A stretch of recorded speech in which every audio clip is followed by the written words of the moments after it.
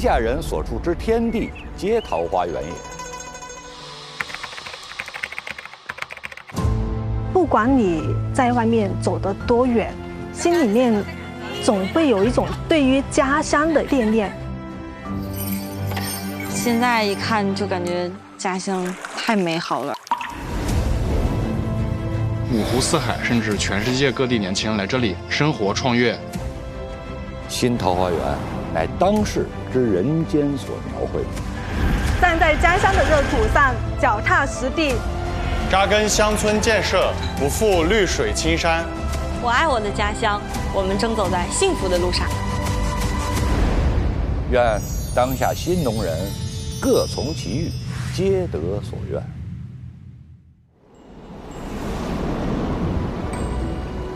世外桃源，寄托了人们对淳朴田园生活的向往，而这个美好的生活愿景，出自东晋诗人陶渊明的名篇《桃花源记》。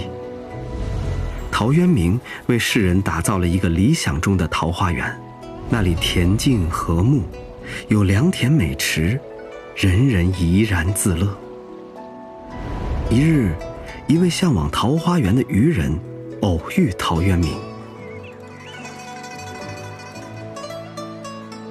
闻桃花源久矣，不知先生何以观之啊？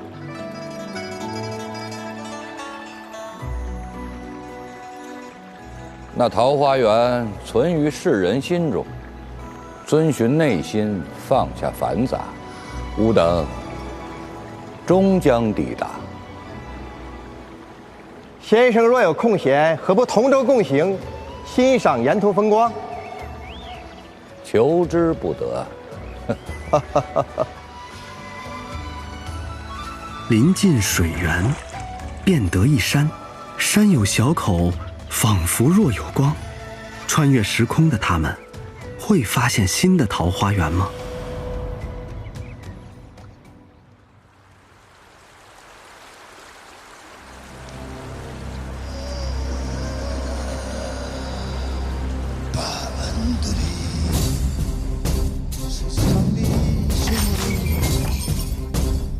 我们抓集呢，因为是在中国的最东方，也是每天最早迎接太阳的地方嘛，生活在这里的人也被大家称作太阳的子民。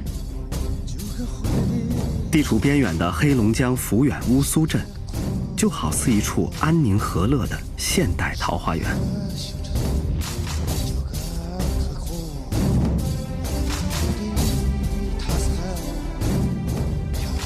音乐停下，停下，停下！一定要注意走位的问题，因为咱们一旦转圈。这位年轻的赫哲姑娘是现任乌苏镇赫哲文化站站长曹畅。眼神往前看。格伦格伦阿姨，我是乌苏镇文化站站长曹畅，也是一个赫哲族女孩。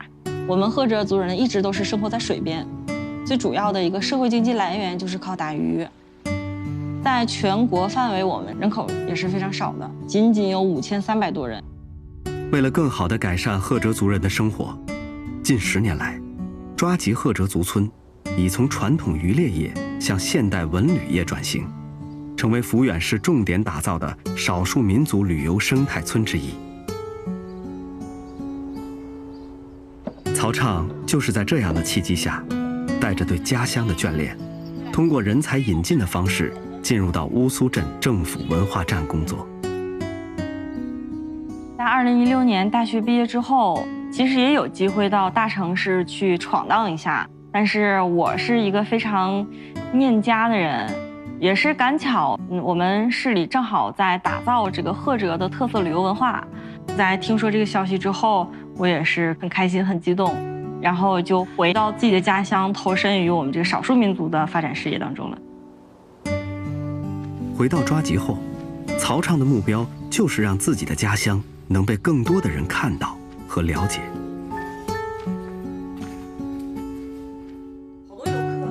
随着旅游季的来临，如何向游客更有效地展示赫哲族丰富的人文内涵和民俗风情，是曹畅近期的工作重心。因为咱们现在发展这个少数民族旅游事业嘛，尤其咱们村里发展的是赫哲族的旅游事业。鱼皮画怎么做？这捕鱼怎么打？我觉得咱们接下来可以把这些问题好好研究一下。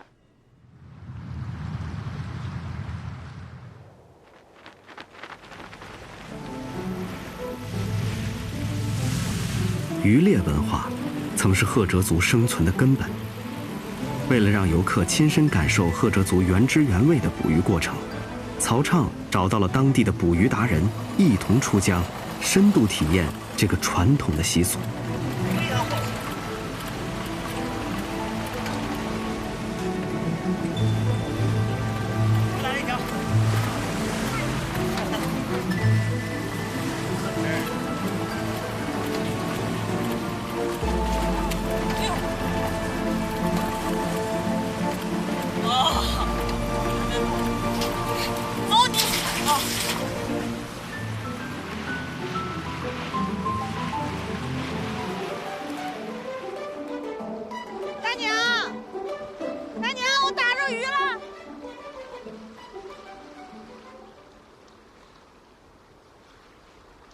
收获不小。好沉。鲜美的传统美食塔拉哈，是赫哲族鱼文化里一个关于美味的符号。塔拉哈，在赫哲语里是烤生鱼的意思。把鲜鱼收拾干净，连着皮骨切片，用削尖的木棍串好，放在火上进行翻烤。当鱼皮开始冒油，一股鱼香飘出，烤制便完成了。蘸料吃入口中，外熟里生的口感，别有风味。现在一看就感觉家乡太美好了。其实在我大学毕业之后回到抓集来，心里其实挺震撼的。因为在我的印象里，这个小抓集就只有一条街，然后特别黑。我们这个新村现在是24小时的供水，现在小房子也规划得特别整齐。看着我们这个村子里一点点的变化，我现在也能感受到我们这个村子里的一些村民，包括我的亲朋好友啊，他们的生活也是越来越幸福的。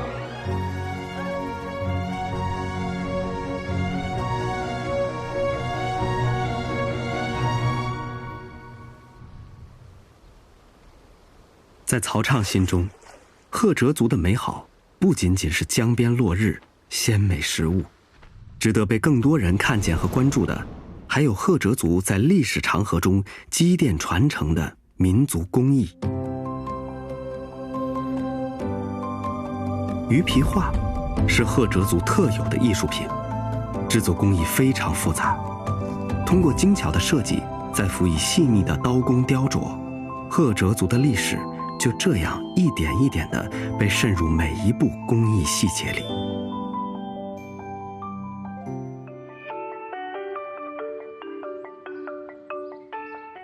喂，曹畅。哎，贵人也是我。我们呢想在咱们这个展馆里边设置一个小的手工坊，想请您来教我们游客做一些简单的一些手工艺品。可以，可以。如何让来到村里的游客能亲手触摸、感受赫哲族的千年工艺之美？曹畅找到了黑龙江省级非物质文化遗产代表性传承人王桂荣，来帮助自己完成这个旅游项目的开发。对游客来说就比较简单一点，咱们就是平贴。这种画平贴吧，里边可以套上颜色，工艺不一样，把这两面剪下去，然后把它贴在反面。发展家乡旅游业，对于曹畅而言，也是新时代传承赫哲族文化的一种手段。作为一名返乡新农人，他正在用自己的热爱为家乡的未来探索着新的路径。这是他实现人生价值的奋斗方向，也是赫哲族年轻一辈为了家乡民众幸福生活而付出的努力。我感觉好厉害啊！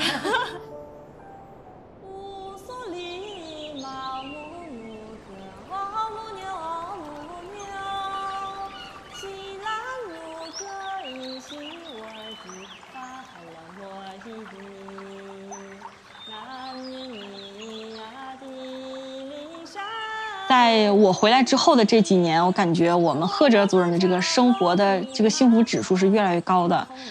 现在也是看到越来越多的人知道了我的家乡，我也觉得我当初回来的这个选择是非常正确的。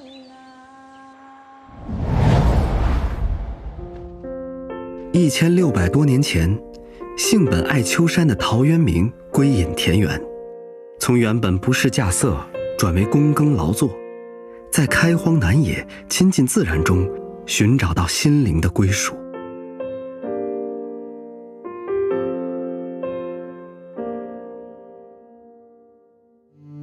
今天，许多选择回到家乡的年轻人，也经历了从白领到新农人的转变。他们在中国广袤的田间播撒着新的希望。这是广州增城一支年轻的农机队。90后的沈艳芬是队里的第2代负责人。2018年返乡至今，4年的时间，他带领着这支队伍，成为了当地小有名气的1线土专家。我叫沈艳芬，之前呢一直在深圳工作，近几年呢返乡，然后回来继承我爸爸的衣钵，是一名返乡新农人。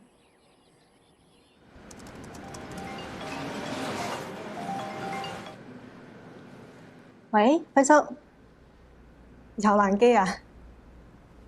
因為而家農忙，然之後到選係收割緊，可能機器呢塊咧就收割機好難調度啊。好啊，好啊，冇問題。好嘅，我盡量。好 ，OK， 拜拜。夏收是农机队最忙的時候，妥善處理農機設備的使用和調度，保障各個農戶們稻米的順利收割，是沈艳芬這段時間的主要任務。輝叔嗰邊俾電話我，佢話佢嗰邊爛咗台機，咁咧你等陣同我一齊去睇睇個現場，睇下而家老豆嗰邊同埋沈少芬佢哋兩個搞掂未？咩進度？好，可以，冇問題。OK。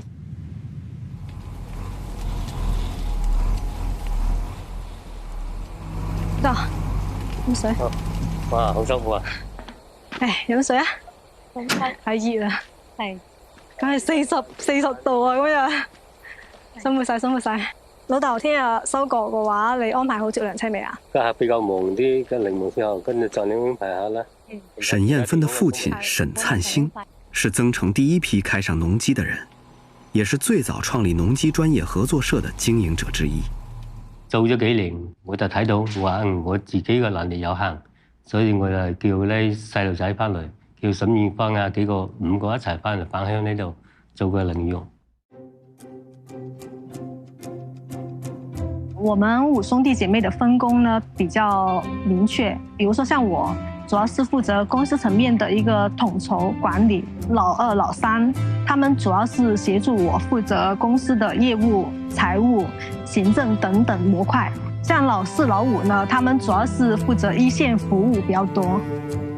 老4沈孝芬回來就嘗試了一下開農機。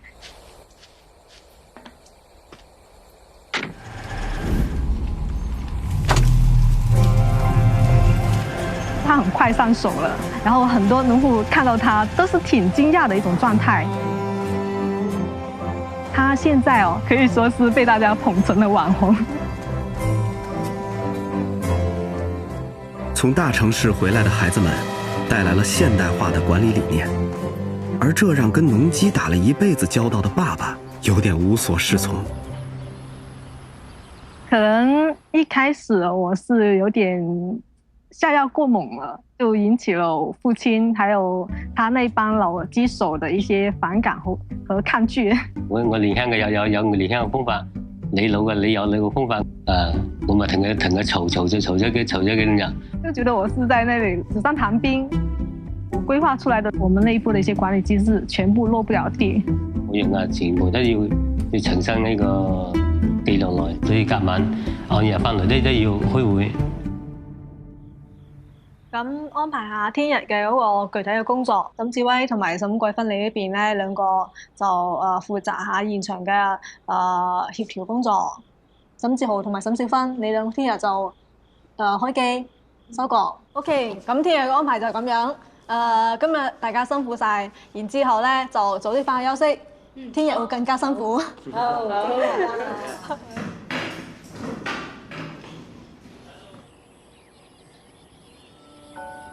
不管是新农人还是老农人，获得丰收都是他们最在乎的事。虽然农技的安排已经非常紧张了，但是沈艳芬还在尽一切努力。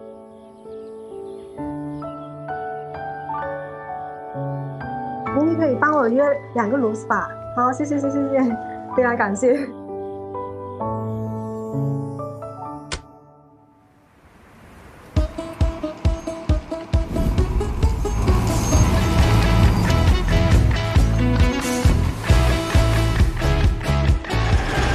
有条不紊的调度，井然有序的收割，沈艳芬五姐弟逐渐成为当地的农机主力军，成功地接过了父亲交给的重任。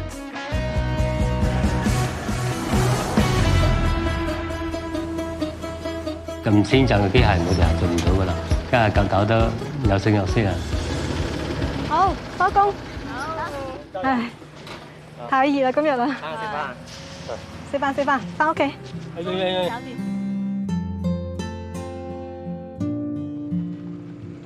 这支年轻的沈家农机队正在尝试用更先进的方法改变家乡面貌，同时实现自我的人生价值。他们宛如在创作一首发自内心的田园诗歌，与1000年前陶渊明笔下美好富庶的理想乡村精神相通。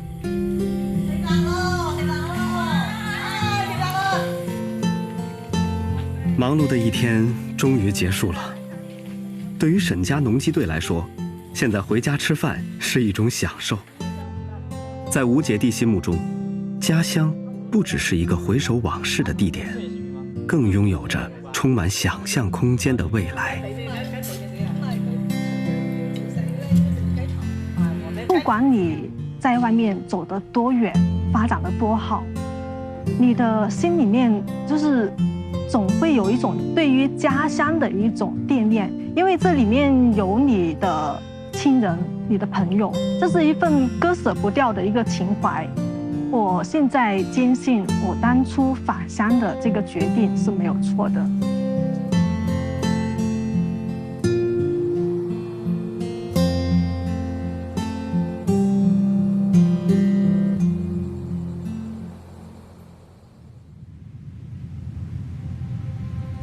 中国的乡村不仅存放着关于故土的牵挂，也为不少人种下了对于自然清新桃花源的向往。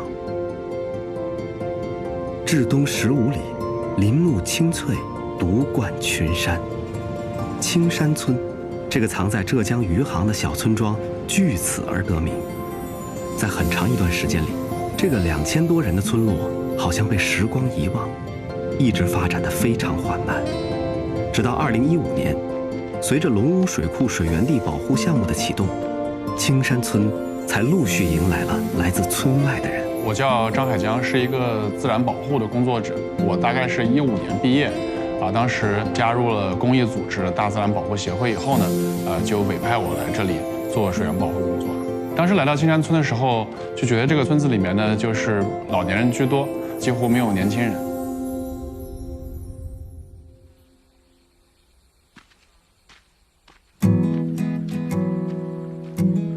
3年的时间，张海江不仅把龙屋水库改造成了现在杭州方圆50公里以内最好的1类水源地，他更是把自己未来的生活也搬到了这里，当上了青山村001号新村民。其实，在做项目开始的时候，还没有这样一个想法要留在青山村，但是呢，因为这个项目它其实为这个村子打造了一个 IP。就是水源保护，吸引了很多喜欢自然、喜欢环保的人来到这个村子扎根，所以这个村子渐渐地形成了一个小的社群。这个社群呢，让人感觉，生活在这里是非常幸福的一件事情所以就打算在这儿长期定居下来了。绿水青山就是金山银山，因为自然保护，一群志同道合的年轻人来到青山村，新农人们呈现出了不同于传统的生活方式。中科院动物学博士朱红玉2018年来到青山自然学校，专注自然教育课程。左下角这个是个什么？3、2、1。其实有像这样松鼠这样特别善于跳跃的动物有很多，我来到青山村，第一个印象是一个很原生态的村子，给人一种很平静的感觉。我带大家一起去到我们的自然之力乐园里面，然后我们做一些体验，感觉到就是自己的那些觉得特别舒服的部分是在这里能够被放大。他们已经开启火车了，那么多小朋友一起在上面。我觉得这个是乡村生活带给我的一些不一样的东西。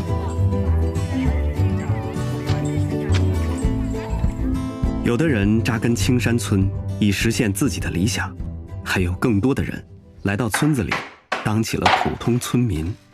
我是小村，大概是去年正式来到村子里。我叫杜红梅，20年9月份的时候从上海搬到青山村。我叫陶敏，之前呢做了20多年的外贸，2年前我来到青山村。我是感觉这个村子整体的氛围，不管是从设计还是乡村改造这一块，都是比较先进。来到乡村以后，我能够感受到四季，能够真正的感受到一种自我。我的第一故乡是我自己的家乡，第二故乡是上海。青山村，我可能把它已经当成了我的第3故乡。我没有想到我自己能在乡村生活这么久。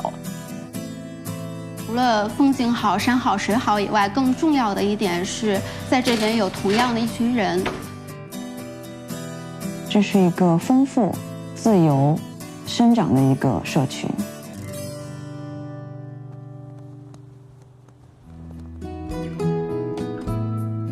不同新村民的加入，为青山村带来生机的同时，也带来了新的乡村运行机制。未来乡村议事会的建立，为新老村民搭建了一座沟通交流、化解分歧的桥梁。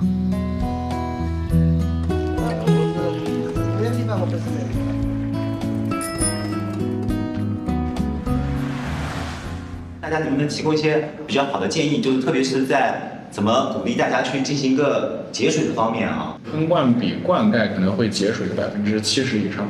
先小范围整合地试一下，包括和周边的使用我们传统的这种农作方式的这个耗水量呢，我们到时候做一个对比啊，大家啊。乡村议事会其实从2019年开始，把这些对于问题有认识不同的新村民和老村民呢，就能联系到一起，他们能够在一个地方一起去交流自己的一些看法。新老村民的逐渐和谐共融，给青山村带来了超过20个不同业态的落户扎根，为乡村发展提供了更为多元的可能，也为村民们的生活增添了丰富的色彩。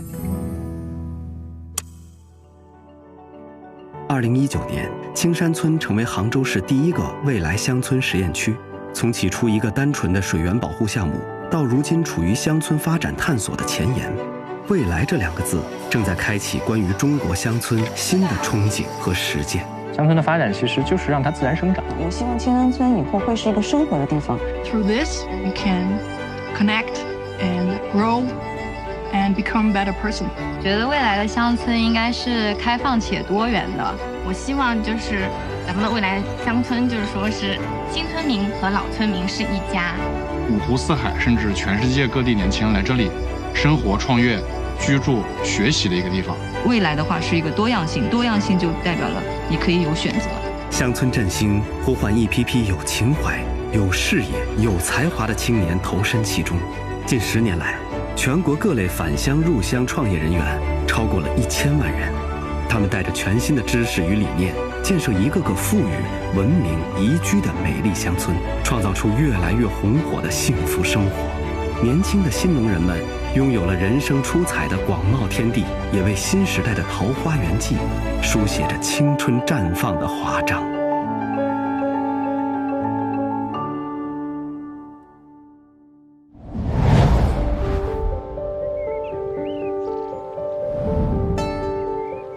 新桃花源，新桃花源乃当世之人间所描绘。愿天下新农人各从其欲，皆得所愿。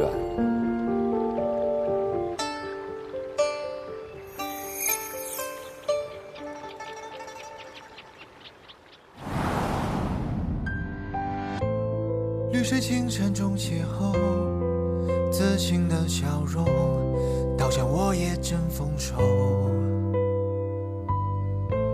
书声朗朗的问候，桃李传承着5000年的悠久。幸福中国，万家灯火。